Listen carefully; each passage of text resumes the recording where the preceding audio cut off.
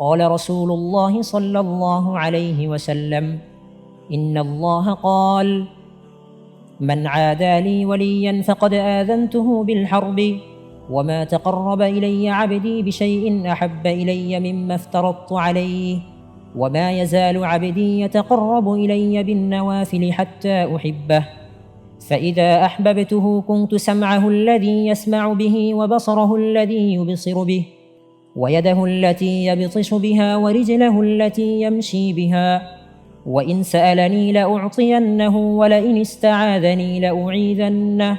ফরজ ইবাদতগুলোর দ্বারা ব্যক্তি আল্লাহ তাআলার দায় মুক্ত হয়, কিন্তু আল্লাহ তাআলার অতি নৈকট্য অর্জনের জন্য অবশ্যই তাকে নফলগুলোর দিকে, অতিরিক্তের দিকে মনোনিবেশ করতে হয়। যে যত বেশি অতিরিক্ত ইবাদত করবে, ফরজের পাশাপাশি অবশ্যই ফারায়েদগুলোর পাশাপাশি নফল ইবাদত যত বেশি করে, আল্লাহ সুবহানাহু ওয়া তাআলা তত নৈকট্য অর্জন হয়। এই বিখ্যাত হাদিস আমাকে এবং আমাদের সকল দর্শক শ্রোতাকে এটাই উদ্বুদ্ধ করবে যে আমরা ফরজ অবশ্যই আদায় করব, পাশাপাশি নফলগুলোর প্রতিও যত্নবান হব।